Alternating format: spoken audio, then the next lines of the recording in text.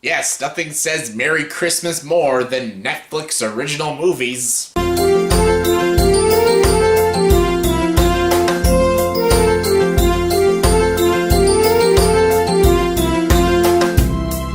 Hey everyone, welcome to the ranking. Here's my ranking of the Netflix original Christmas movies. There's a lot of Christmas movies that are on Netflix and stuff, and it would be very difficult for me to pick all my favorites that are on Netflix, but I thought I'd have a better challenge for myself. I thought I would watch all, or at least most of. I think I missed a few and stuff, and some of them are hard to judge if they're Netflix original films or Hallmark films, because you can barely tell the difference, but I try to watch almost all the Netflix original movies that are Christmas themed. All the Christmas themed Netflix original films and stuff. I'm pretty sure I watched all of them. If I missed one or two, then just let me know if I missed it and stuff. So I'm in probably no rush to see them because pretty much most of these movies kind of sucked, and it was a chore to watch, but you know what? I thought it'd be fun to do, and it'd be a fun ranking to do, so let's get to it. Here's my ranking of the Netflix Christmas movies. The Netflix original movies, Christmas-themed versions. Did I say that right? Oh, who fucking cares? There's nine of them, so let's get to them. Coming at number 9 is Christmas Inheritance. This movie just screams Hallmark movie. And yeah, it sucks. I hated the main character, and I know she's supposed to have an arc at the ending, like, oh, she grows as a person.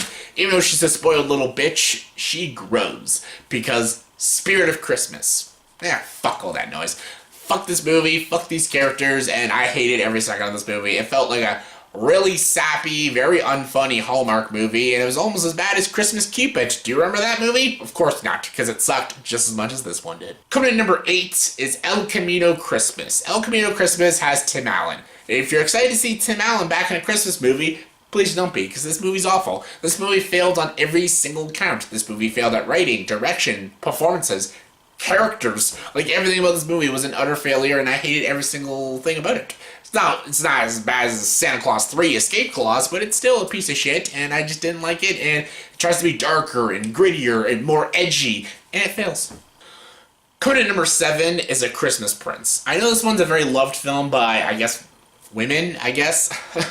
The saddest thing is, this movie looks nice. It's a very beautifully shot film. Like, the landscaping shots for this film is spectacular. Like, it's really good. Like, I gotta compliment the movie when it does something right. The shots, the cinematography is really impressive, and it's a really beautiful looking movie.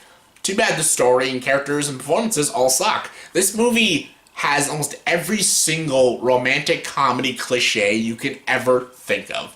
And oh my god, and if you know even the slightest bit about politics, this movie just doesn't follow them. Like, if you know anything about monarchies or anything about politics and stuff and parliament and everything, you would probably be insulted at some of the stuff they do in this movie. Like, the politics in this movie are laughably juvenile. I felt like a 14-year-old girl wrote this movie, and as Rose McIver from iZombie, an actress that I do like, and she is charming in this film, but her character is just so awfully written.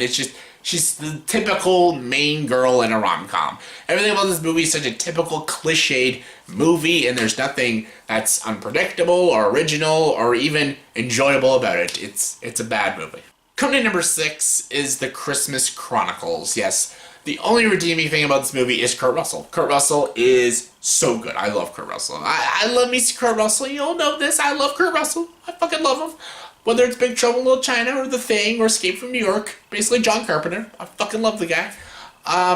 He's great. I love him as Santa Claus in this movie. He's awesome. He's so cool. So fucking likable. I loved every scene he was in this movie. Too bad everything else sucks. Like, the kid characters, they're trying to videotape and trying to find Santa Claus. So dumb.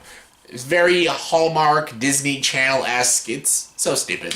The elves, the animated elves, look ridiculous. And some of the things in this movie, the things that they do in this movie, make no fucking sense.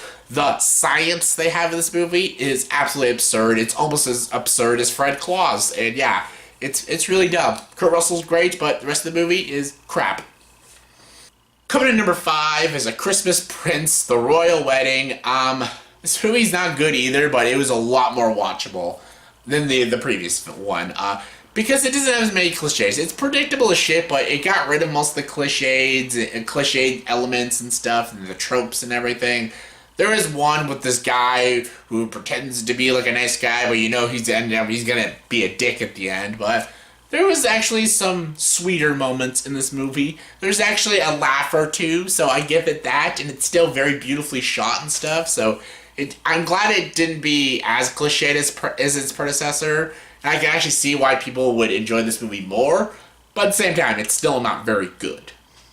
Coming in number 4 is The Princess Switch. This is a new one that came out this year with Vanessa Hudgens, and she's this baker, and then she goes to this, I don't know, country. I think it's a made-up country, and she finds this princess, or this girl's about to be a princess, and she looks just like her, and yeah, we're doing this story. Like, this story's been done so many times in other films, and much better films, and yes, they switch places, and when they switch places, what happens? The baker girl falls in love with the prince, and then the princess falls in love with the best friend. Oh, no shenanigans! And this is a very cliched movie as well. Like, you can predict everything that's gonna happen in this movie, and it's almost eye-rolling. It's very stupid, and what makes this movie watchable, though, is honestly Vanessa Hudgens. Vanessa Hudgens is a very good actress.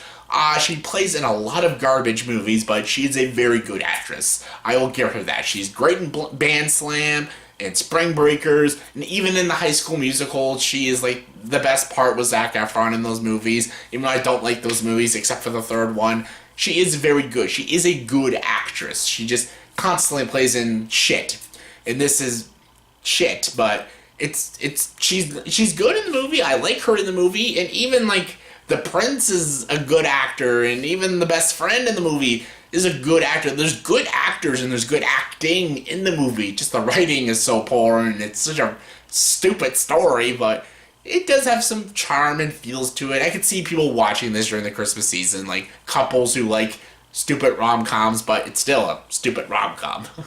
Coming in number 3 is The Holiday Calendar. Yes, a lot of romantic comedies. I don't know why, but what is this, the Hallmark? Like, what is this shit? This one is fine.